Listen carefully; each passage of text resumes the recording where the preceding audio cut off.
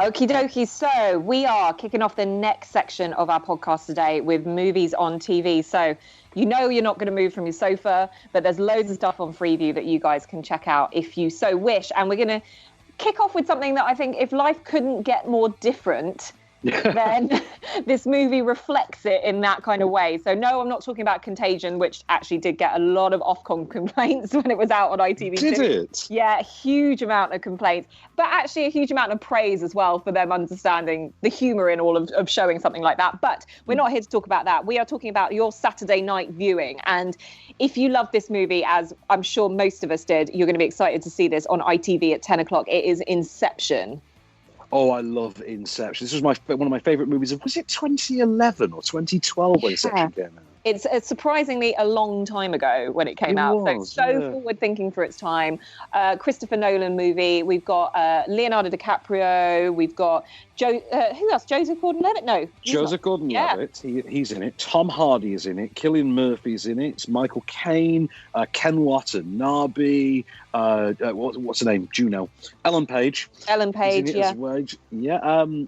Just a phenomenal film. So this is the reality-bending, inner mind movies. This is basically a heist movie in someone's mind, effectively. Yeah. The idea being that Ken Watanabe hires DiCaprio's, mind-incepting crew to basically hack into, I think it is Cillian Murphy's brain, as he's on a flight, to try and incept an idea in his mind that he will think that he's come up with on his own. I think this is all in the name of corporate espionage, but of course DiCaprio is sort of a fugitive. He's barred from entering the US. The whole thing is this will be his final mission. We've got a clip of them setting this plan, this elaborate Machiavellian scheme in motion. We need at least a good 10 hours. Sydney to Los Angeles. One of the longest flights in the world. He makes it every 2 weeks. He must be flying private then. Not if there were unexpected maintenance we're displaying. It would have to be a 747. Why is that? So a 747, the pilot's up top, the first class cabin's in the nose, so no one would walk through. But you'd have to buy out the entire cabin and the first class flight attendant. I bought the airline. It seemed neater. It looks like we have our 10 hours. Ariadne, terrific work, by the way. It's a vintage Nolan film, really, isn't it? It really is. And I think you do have to be awake to watch this. There's a lot of things you need to take in. It's on at 10 o'clock on ITV, but you have to kind of not be snoozy when you're watching this because it's long as well. It's long.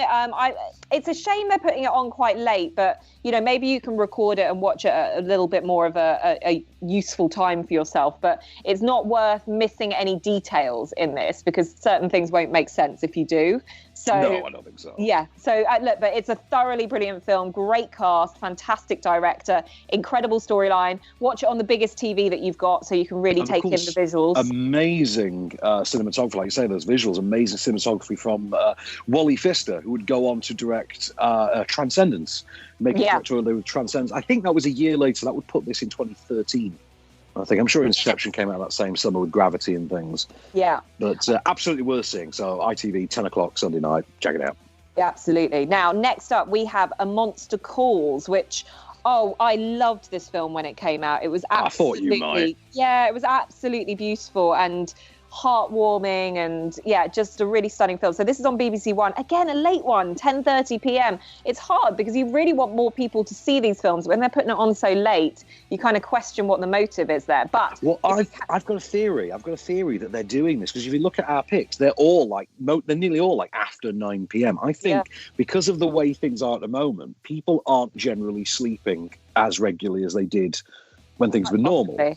So I think people are going to bed later, waking up later. So I think that's why the films, because A Monster Calls is arguably a family-friendly film. Yeah, that's what I don't understand. I mean, it's basically about a boy who seeks the help of a tree monster to cope with his mother's terminal illness.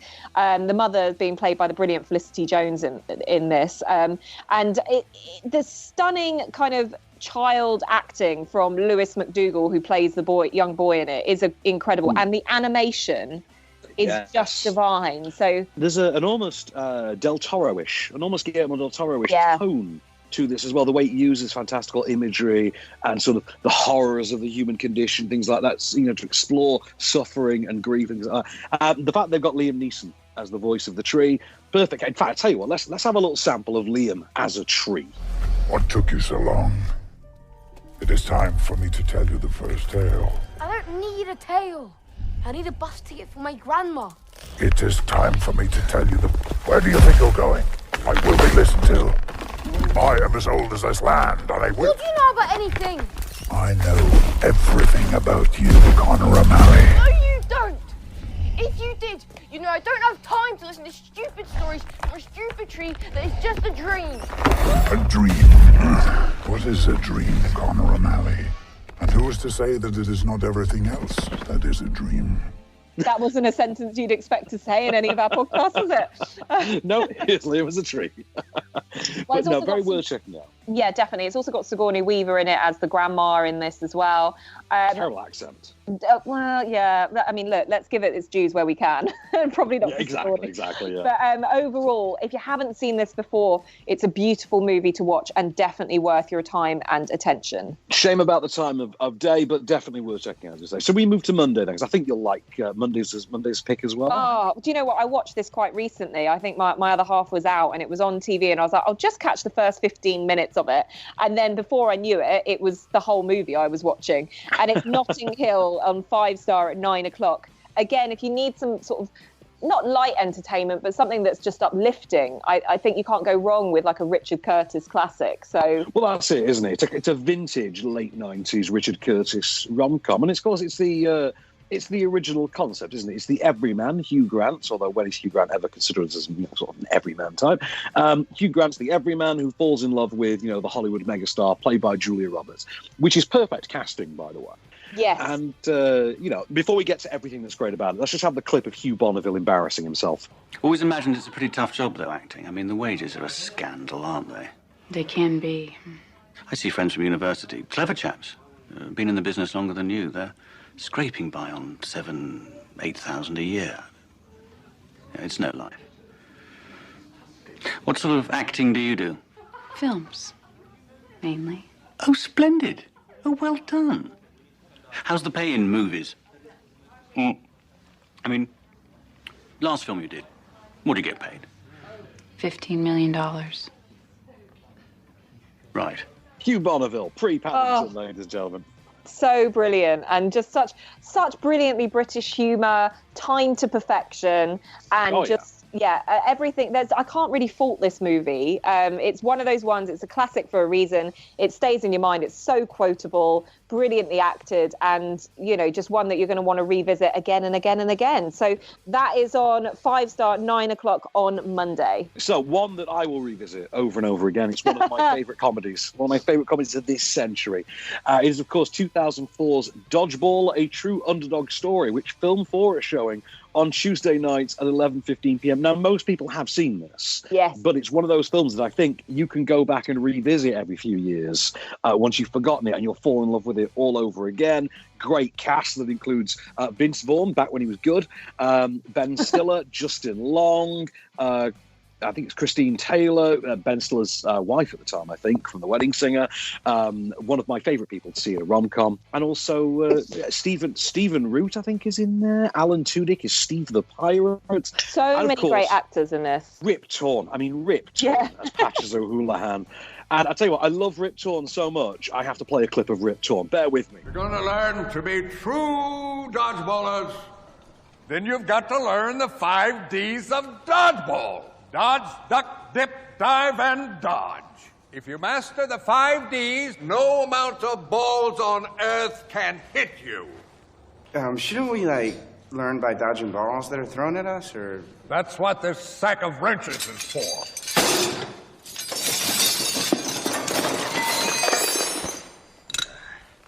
If you can dodge a wrench, you can dodge a ball. What? Nice. You can dodge a wrench, you can dodge a ball. Nice. Yeah, you got to love him. And you know what? Again, it's one of those films that if you haven't seen it in a good decade or so, you're going to want to pick this one back up. So Film 4, 11:15 p.m. It's going to be there. How weird now is that Lance Armstrong cameo at the end of Dodgeball? Oh, so weird. It's so weird. Almost as weird as every single TV program that I'm watching where I see people shake hands, hug each other, or have a kiss. It just feels bonkers. We are continuing your week of movies on Freeview, and we are starting off on Wednesday evening. So again, another late one. As we discussed, everything's going a little bit later for you all, but this is a good one to stay up for. So this is War for the Planet of the Apes on 4/7 at 9 p.m. So that's a lot of numbers there. 4/7. We never get a 4/7. There's never movies on 4/7. I know. So for anyone who doesn't know, that is a channel, 4/7. It's not just it's one of the four family. Yeah. Yeah. What a film, War for the Planet of the Apes. I mean, Andy Serkis, how he has not won Oscars for his roles in this is just incredible. I know, and obviously we talked about Dawn of the Planet of the Apes quite recently. That was part 2 of the new trilogy, as we tend to call it. This is, of course, the trilogy closer. These can all be watched in standalone sort of offerings, though, really. War for the Planet of the Apes was 2 years ago now? Was it 2018? I feel like it's slightly longer than that. We'll have to check that one out. But either way, it is, it's one of those movies that just sticks with you. It's incredible performances. Again, seeing it in the cinema, as we were able to do once upon a time, was just incredible. But actually, if you can catch this and just turn the lights off, give yourself as much of a cinematic surroundings as possible, you're going to really, really enjoy this. It's actually 2017 this was out. So it's 2017. Yeah. Wow, that is. Okay, I thought it was more recent than that. I really love this film. I think it's a really great trilogy closer. Woody Harrelson, I think he's the villain in this, isn't he? He's the colonel or the general or whatever. As ever, terrifying. Of course, because he's doing that full shaven-headed, snarling, sunglasses indoors when it's night kind of a thing. Yeah. But the whole premise here is that literally this is, the apes on the defensive for a change, rather than, on the offensive, or being perceived to be on the offensive or on the defensive. Following the death of several key members of the ape family, personal to, Caesar, ruler of the apes, who sets out for revenge as his people set off on their own quest for salvation, as it were. And just great effects, great visuals. Matt Reeves' direction, terrific as ever. Michael Giacchino's score absolutely slays. Big fan of Steve Zahn as Bad Ape. Is the new character Bad Ape. I think he's terrific. And of course, there's some nifty little tie-ins in this one as well to the classic apes mythology. They have the character of Nova, for instance, who gets introduced as a little girl. And I thought that was all really good. And also it ends in such a way that you think, okay, I could take this as the end of this trilogy, or I could take it as the jumping off point for an entirely new set of stories. It works either way. It's a brilliant movie. It was a very, very fitting, for me, it was a very fitting end to the trilogy. I'm happy to kind of leave it as it is. But in terms of leaving it as it is, you definitely don't want to do it with our next movie, which is on Thursday night. This is a classic that you, again, go and visit again and again. Goodfellas, of course. ITV4, 10:05 p.m. If you haven't got this in your own collection and you're thinking, I need to revisit it, hit the record button so you can come back again and again and watch this. What a classic movie. I mean, this is what... you kind of get so excited when The Irishman came out, because seeing all these amazing actors come back together again. It's based on the fact that that Goodfellas is so iconic. No, absolutely. I mean, it's currently. I was talking about this with Jamie East the other day. We were talking about streaming offerings, and Goodfellas was my pick for what you should watch on Netflix. So you now have the opportunity. If you don't have Netflix as well, you can see it on ITV4, and it's absolutely one of these stone cold classic benchmarks of the cinematic mobster gangster subgenre. There's so many great bits in it. As Jamie pointed out to me, he remembers Goodfellas prominently for the food. The sequence in which we get told at length about how the mob prepare their food, how they slice garlic with a razor blade. In fact, tell you what, let's go there right now.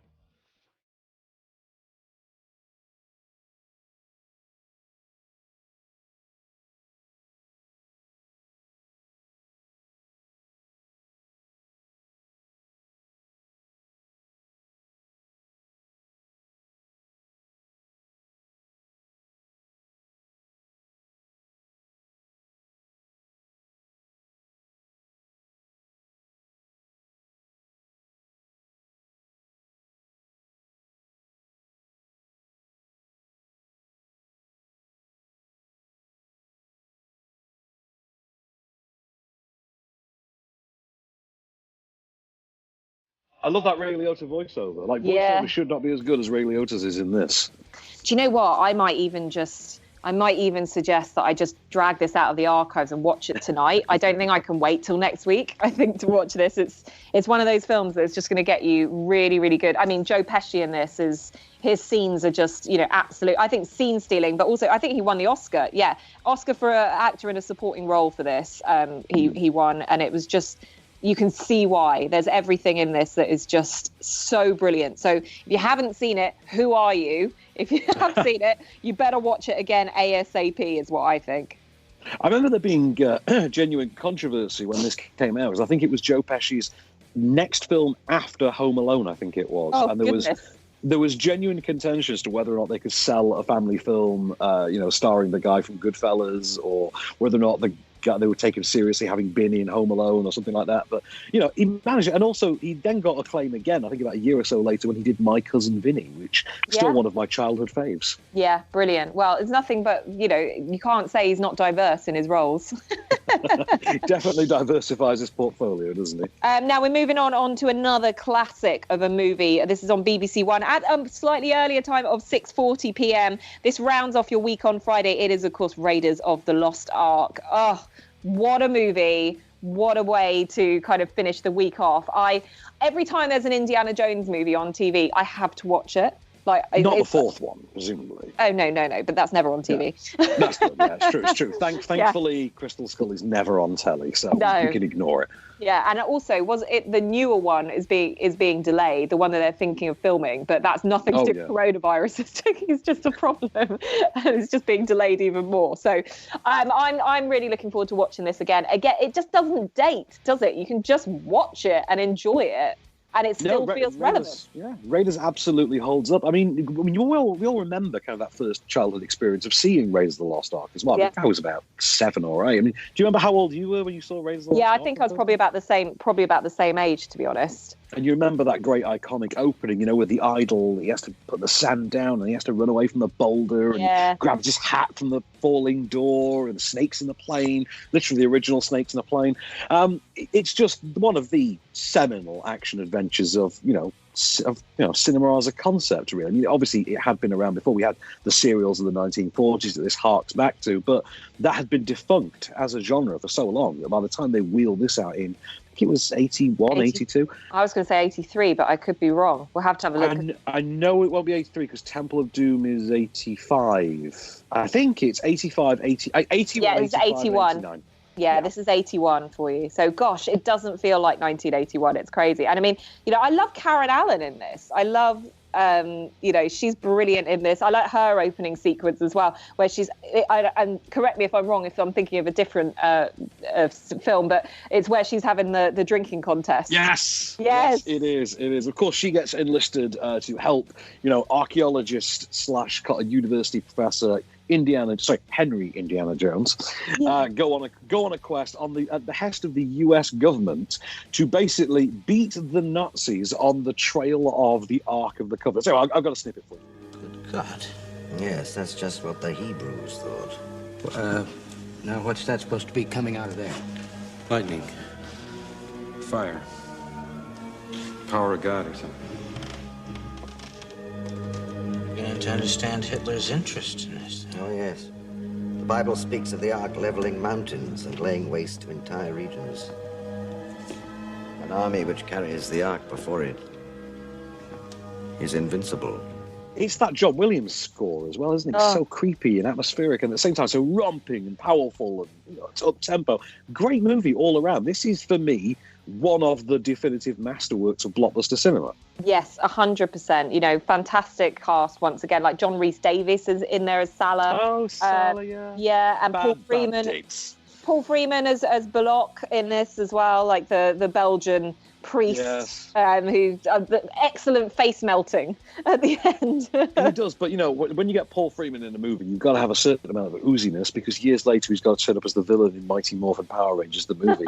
So the entire film history is geared around this inevitable career development that's going to come sooner or later. But of course, Indiana Jones kind of changed the game, really, didn't it? It's one of the original benchmarks of what we nowadays define as the blockbuster summer movie. This is one of the originals.